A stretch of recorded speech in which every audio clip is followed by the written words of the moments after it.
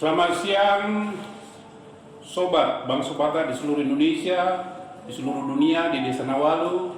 Jumpa lagi kita di Ternama Podcast, podcast kesayangan kita yang ternama.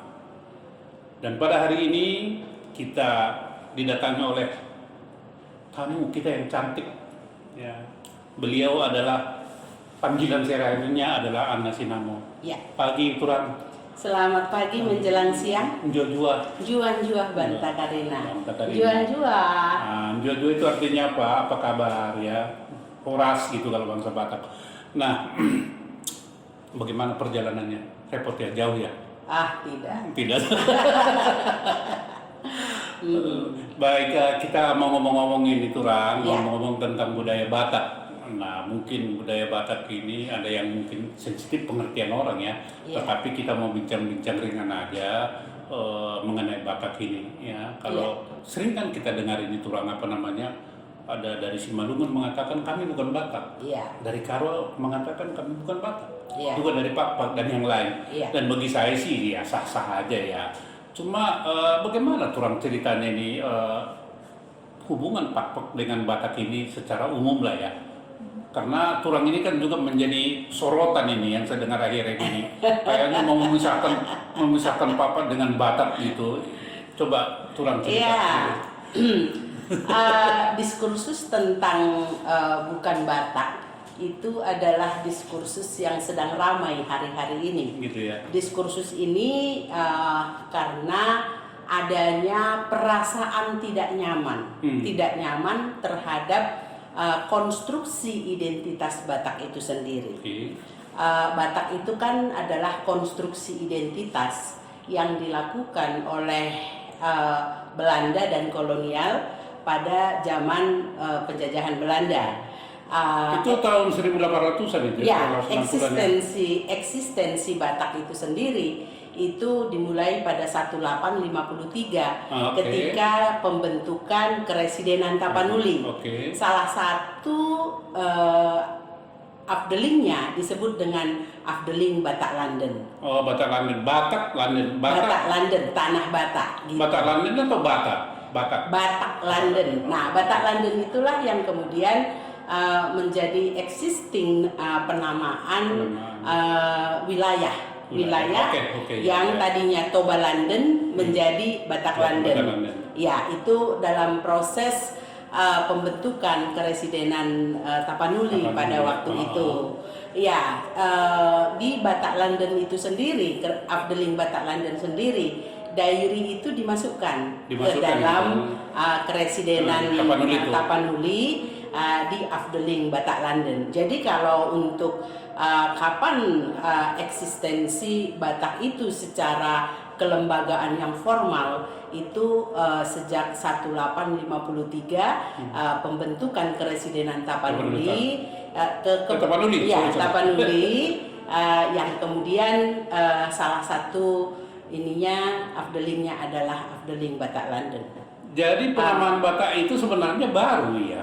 Batak sendiri itu adalah eksonim sebenarnya. Eksonim itu maksudnya gini, orang-orang di pesisir mengatakan orang yang di pedalaman, di interland, yang di pedalaman itu mereka mengatakan itu Batak.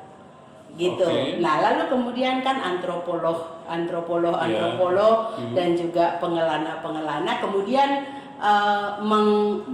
mengatakan hal yang sama. Awalnya kan itu dikatakan oleh Melayu dan Aceh terhadap orang-orang di pegunungan sana ya. Lalu kemudian antropolog, penulis, bahkan kolonial Belanda beserta dengan Zending mengadopsi nama itu. Jadi itu sebenarnya nama pemberian dari orang lain atau eksonim dari kelompok lain. Pesisir ya? Ya, pesisir. Yang pesisir terhadap orang-orang yang ada di pedalaman. Itu sebenarnya. Jadi kalau ditanyakan apakah mereka Batak, itu kan penamaan mereka dari luar. Tetapi yang di dalam ini tidak pernah mereka mengatakan. Mereka tidak mengetahui bahwa mereka Batak. Yang mereka tahu, mereka Pakpak, mereka Toba, mereka Simalungun, mereka Karo, mereka Mandailing, mereka Angkola. Gitu. Nah, kalau begitu, turang ini bangga nggak disebut orang Batak? Mau nggak disebut orang Batak? Saya tidak. Tidak. Karena saya orang Pak. Tapi Batak itu kan sama seperti Indonesia, semacam kolektif name gitu ya, semacam persatuan atau gimana kira-kira? Itulah payung identitas. Payung identitas. Payung identitas yang dilabelkan, oleh kolonial dan Zending kepada orang-orang yang di pegunungan itu, kan gitu kan, jadi label. Jadi dia bukan etnisitas. Jadi kita harus bedakan mana label dan mana etnisitas.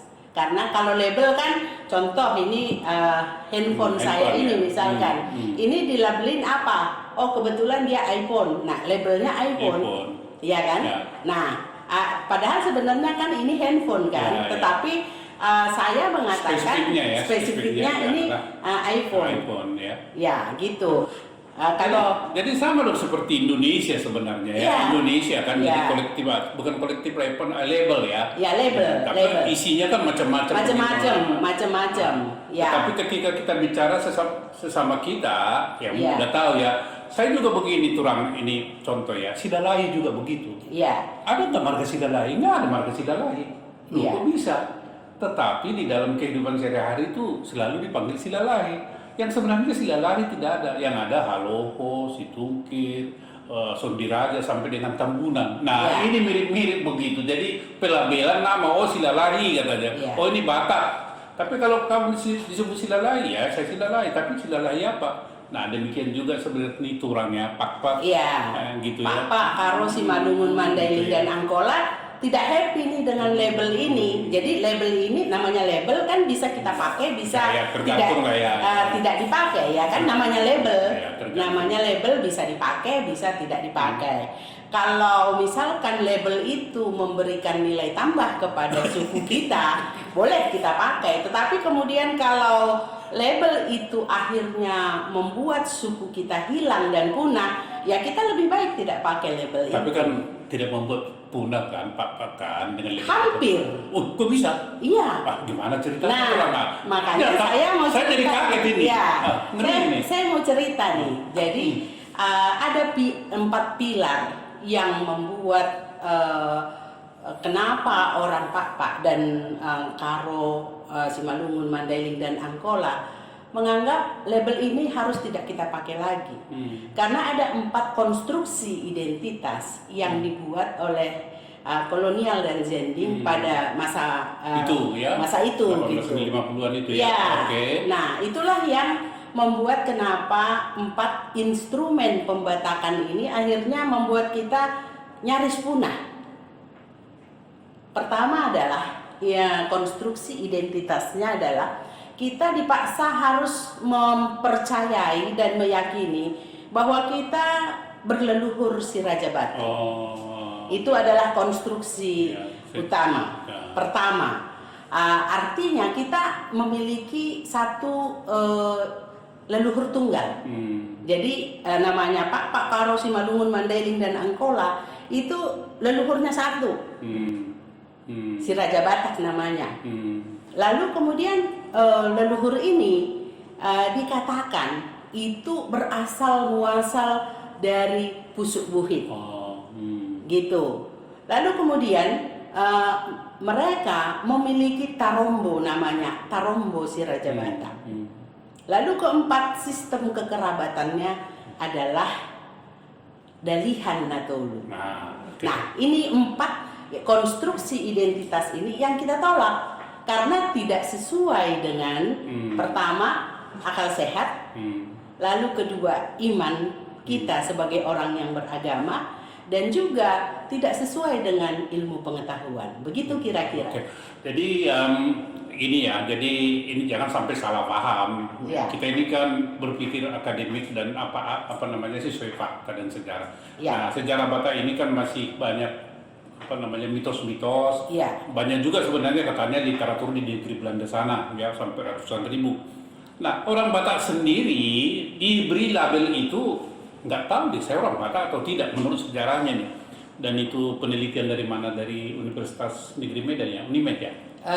Ikhwan Asy'ari Ikhwan Asy'ari mengatakan hal yang sama. Iya. Dan itu katanya pelabelan Batak itu di Malaysia, orang-orang pesisir menamakan yang di gunung-gunung sana itu orang Batak, Batak lah, Batak.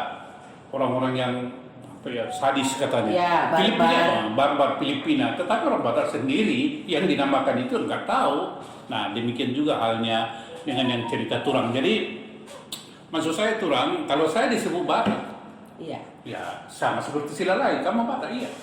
Tapi Batak apa? Baru saya ngomong kan, oh Silalai apa kau? Halo, nomor berapa? Itu lagi ditelusuri. Tetapi dalam konteks yang Turang tadi, di dalam pergaulan, ya mungkin ya sah-sah aja kan. Misalnya ya, dalam konteks apa? Nah gitu loh. Nah, sekarang kembali nih Turang. Tadi Turang menyebutkan apa? Ada lian natulu. Ada empat konstruksi identitas. Ya, Jangan satu dong.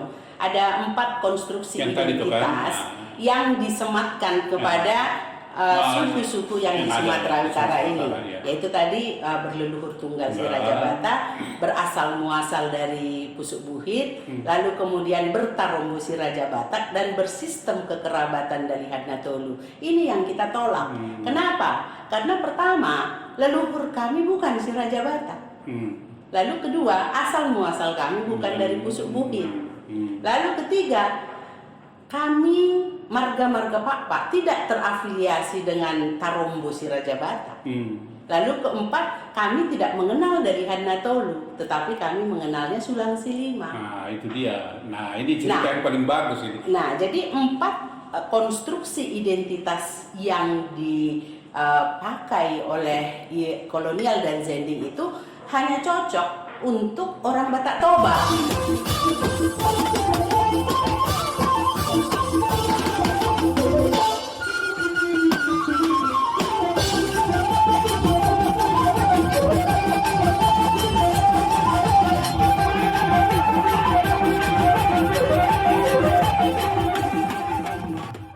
Oke, Turang, ini pembahasannya diskusi yang sangat menarik ya. Saya ingin mendalami, tapi kita beralih dulu kepada hal yang lebih spesifik. Iya. Tadi Turang kan menyebutkan Sulang Silima. Apa perbedaan mendasar antara Sulang Silima dengan dari Hadnatolu? Iya. Itu kira-kira apa Turang? Saya mungkin memulainya dari Hadnatolu dulu. Karena dari Hadnatolu itu kan dipahami orang sebagai sistem kekerabatan di orang Batak. Batak. Kalau saya mengatakan dari Hadnatolu itu adalah sikap. Sikap terhadap burunya, Mangelek, sikap kepada dongan tubuhnya, Manat, Manat. sikap terhadap hula-hulanya itu adalah Somba. Itu kan berarti sikap kita terhadap orang lain. Sementara kalau Sulang Silima itu berbeda.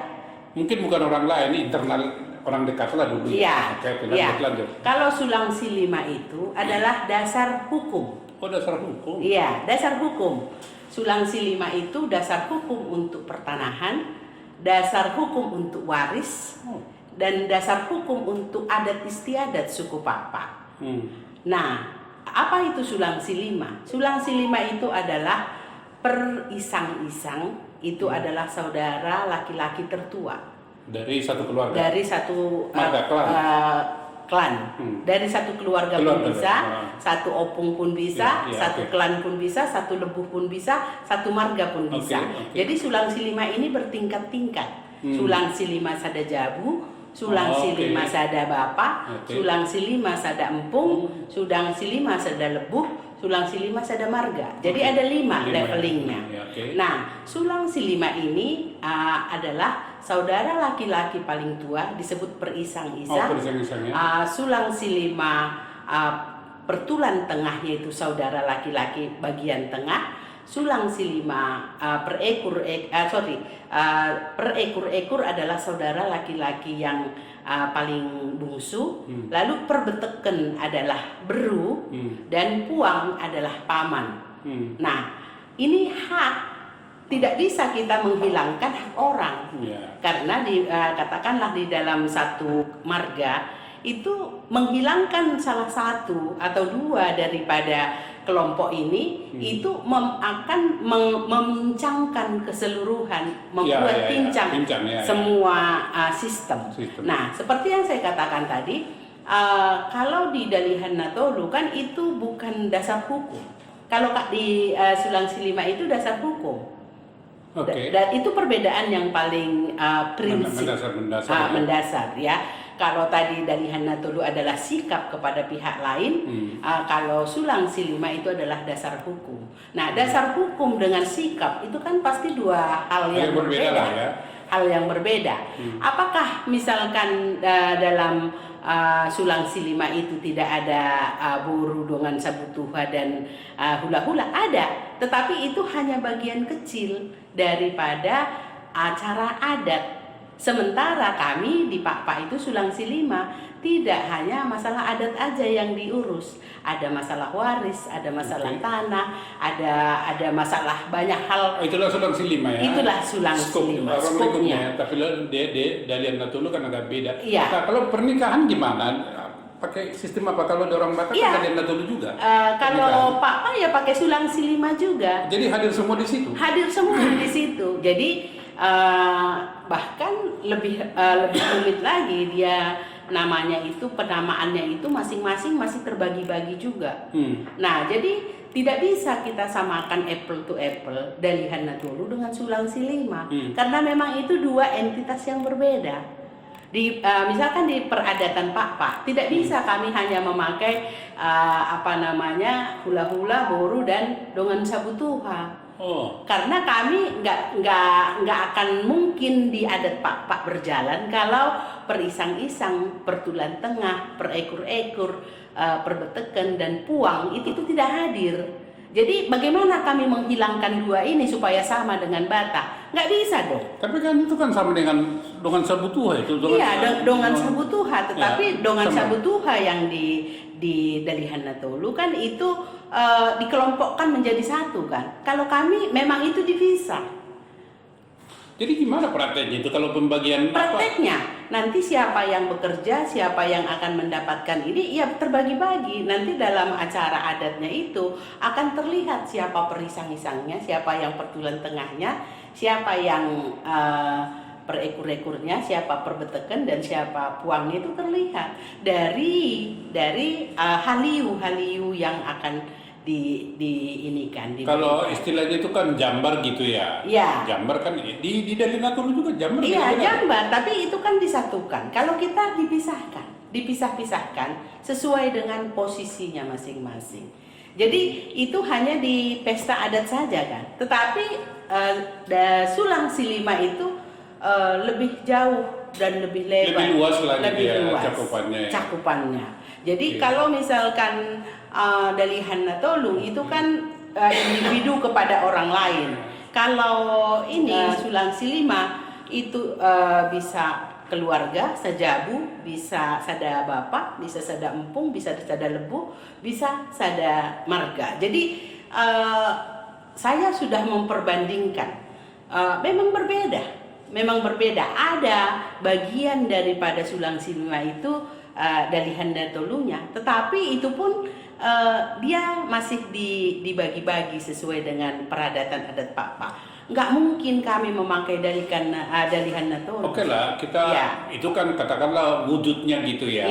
Nggak mungkin lah ya, harus bismillah. Tetapi kan nilai-nilainya itu ada. Yang saya tanya. Kalau nilainya, kalau di Dalihan Natolu kan itu sama hula-hulanya kan dia somba. Kalau di Pakpak tidak ada somba, makanya kami tariannya itu tidak ada somba begitu. Jadi nggak ada hula-hula di apa?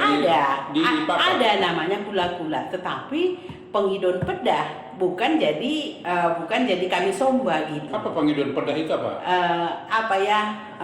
Meminta berkat gitu. Sarua kene. Ya, sarua kene, tetapi bukan kami menyembah gitu loh. Ini kita juga nggak menyembah. Somba marhula-hula bukannya itu somba. Simbol artinya somba sopan lah. Nah, semua orang seperti itu. Bukan hanya di Batak saja yang namanya Dalihan Natolu itu ada. Saya kasih contoh. Kebetulan permain dan hela saya bukan orang Pakpak, bukan juga orang Batak, tetapi orang Jepang dan juga orang Jawa Bali. Nah, apakah mereka sopan kepada apa namanya hula-hulanya ya sangat sopan, mereka lebih sopan dari kita. Iyalah. Iya kan? Sama borunya elek nggak? Wah manja kali dibikin borunya itu. Lalu kemudian sama dengan tubuhnya, manat nggak mereka? Oh mereka sangat menghargai. Jadi Dalihan Natolu itu bukan hanya di Batak itu berlaku. Nilai itu nilai universal. Itu adalah nilai universal. Hanya dikonkretkan kalau di Batak jadi DNT gitu supaya khas gitu. Supaya khas. Nggak ada masalah juga. Silahkan saja itu dipakai Dalihan Natolu untuk Batak Toba. Tetapi kami Papa nggak bisa kami pakai. Jangan pakai DNT istilah lagi. Iya, kami tidak pakai istilah itu. Kami tetap sulang silima. Value-nya ya. Ya, value kan tadi kita udah katakan itu value yang universal. Di Jepang pun seperti itu, di Bali pun seperti itu, di Jawa pun seperti itu. Nah, itu nilai universal. Jadi kalau Papa menyebutnya itu sulang silima, ini dong ya kami ya sulang silima. Ya, Anda mau DNT ya silakan. Silakan. Gitu. Masalah, jangan Anda paksakan ini ke sini. Ya. Dan kami juga tidak memaksakan ini ke sini gitu betul. kan. Jadi aturan yang ada di Toba hanya berlaku untuk suku Toba, suku Batak Toba. Aturan di Papa hanya berlaku untuk Papa. Begitu. Jadi yang saya mau katakan adalah homogenisasi identitas itu adalah kejahatan budaya. Ini turang ini dijahatin mungkin itu. Oh tidak. Saya mengatakan kebenaran bahwa homogenisasi identitas itu adalah kejahatan budaya. Ketika misalkan Anda memaksakan bahwa kami Pak memakai sulang Dalihan Natolu. Nanti kita lanjut dulu. Iya.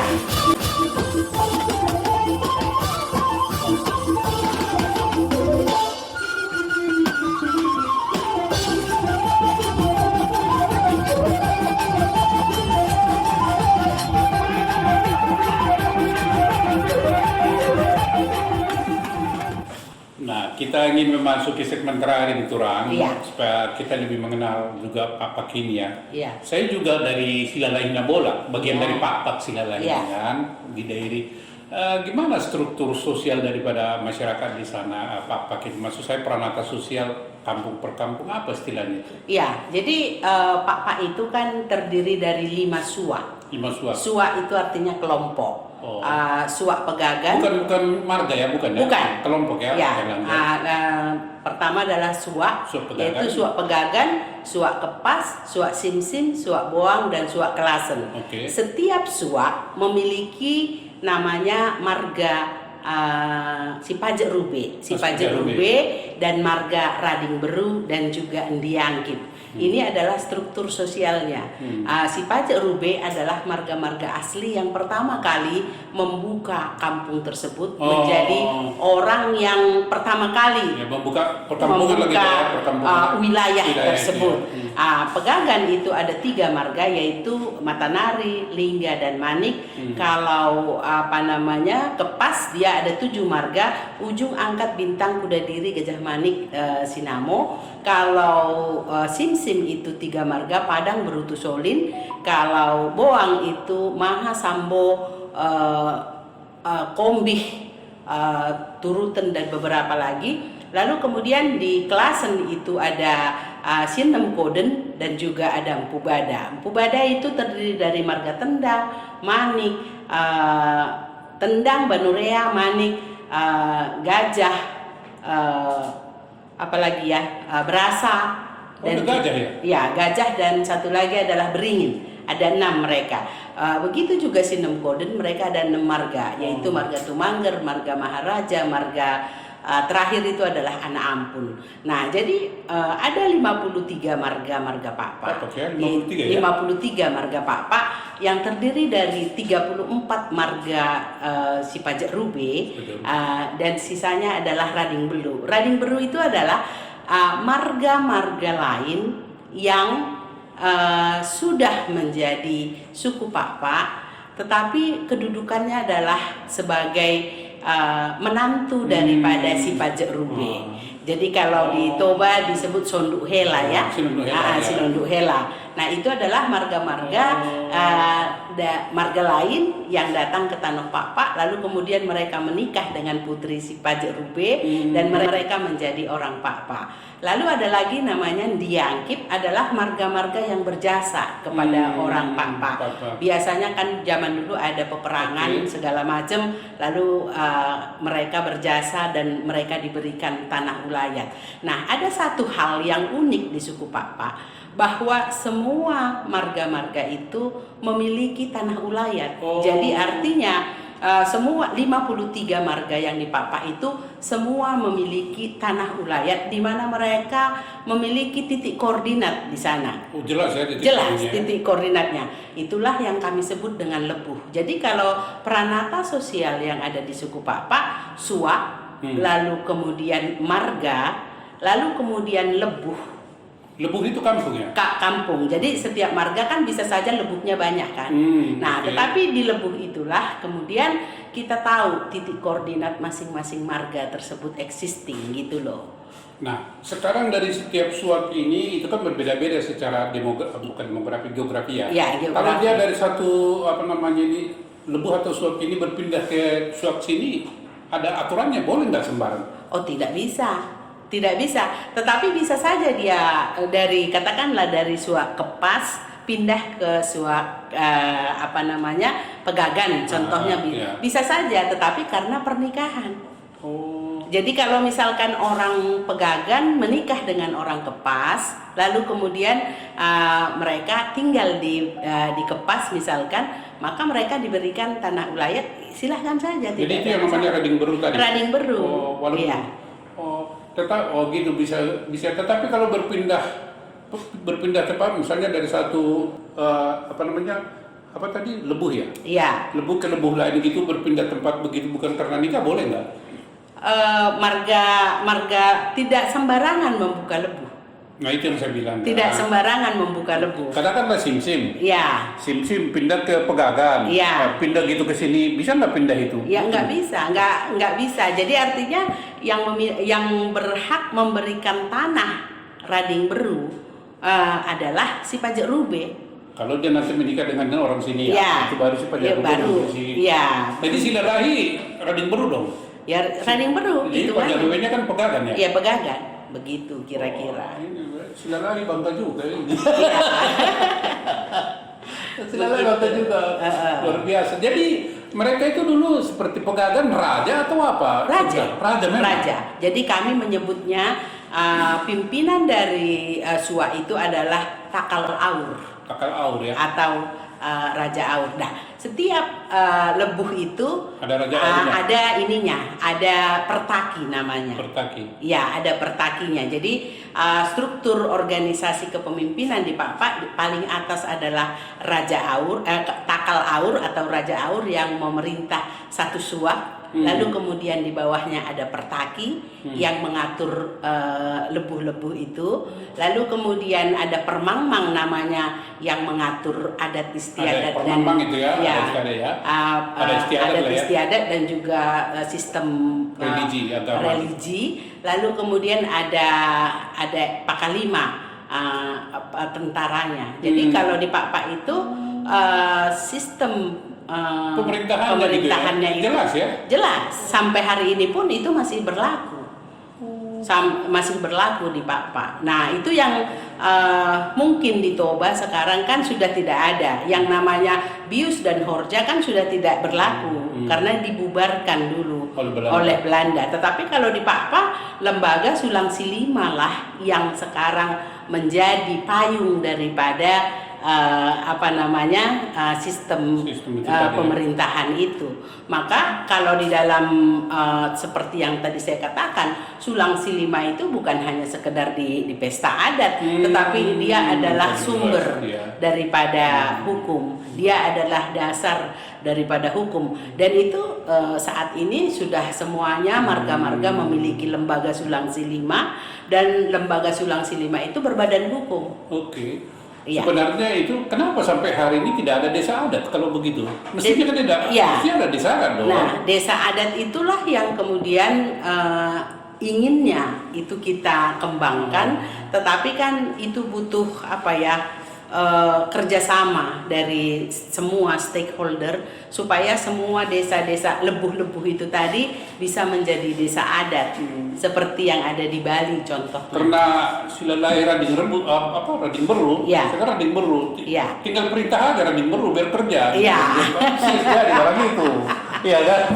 Iya betul. Saya siap bekerja untuk membantu itu luar biasa itu Iya, ya. sistem. Dan itu sistem pemerintahan itu ada sampai sekarang. Iya, sampai sekarang masih ada. Kita Masih berharap ada. ini menjadi contoh ya. Iya. Ini kan Pak Dairi ini kan satu wilayah jadi contoh nanti di Indonesia.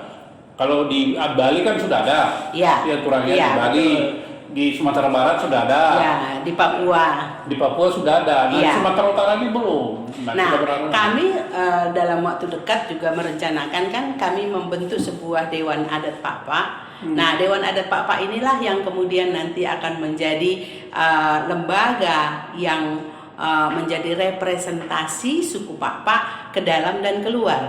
Jadi keputusan dari Dewan Adat Papa akan menjadi keputusan yang dihormati oleh orang non Papa dan juga orang Papa, termasuk tata kelola pemerintahan, Iya, iya, bekerja iya. samanya di situ. Jadi tidak ada lagi individu yang merepresentasikan suku, tetapi Dewan Adat Papa ini di sanalah semua lembaga Sulang Silima marga-marga, di sana mereka menjadi dewan. Semua keputusan itu ada di dalam lembaga tersebut. Nah, Begitu ini kira-kira. suatu yang luar biasa, makanya saya bilang Rading Beru ini siap diperintah untuk kerja karena ini nanti menjadi contoh pemerintahan Iya. ya, yang membuat maju suatu wilayah. Iya. Jadi apakah kepala daerah, saya siap itu untuk membantu itu Turang, Iya. tapi karena kita terbatas waktu, Iya. saya mengucapkan terima kasih banyak kehadiran Turang di sini, Iya. memberikan pencerahan di dalam segala kontroversi lah istilahnya tanda kutip, walaupun kalau kita gunakan kontroversi terlalu apa mungkin ya, maju terus Turang menjadi contoh nanti daerah ini untuk di pemerintahan. Tanam Papa jelasnya Tanam ya. Papa, Ya. sorry, Tanam Papa. Jadi begitu dulu pertemuan kita, sekali lagi terima kasih Ya. banyak, sehat Turang. Yes. Ya, anak sudah bermenantukan Jepang, bermenantukan Bali, luar biasa ini. Iya. Ya, ini apa dari Papa ini putri Papa.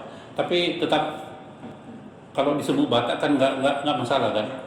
Tidak, kita tetap Pak. Nah itu dia. Iya. Oke, jadi Sesuai dengan Undang-Undang Nomor 8 Tahun 2023 kan penyebutan suku-suku tersebut kan memang sudah diatur. Oke. Itu yang kemarin ini sama Bonatua digugat ke MK dan Oke. MK kan menolak. Jadi Oke. kita harus mengakui apa yang sudah menjadi Oke. undang-undang.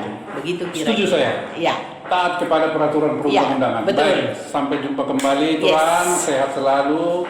Kita akan berdiskusi lagi di kemudian hari karena ini sangat penting. Baik. Oke. Iya. Terima kasih.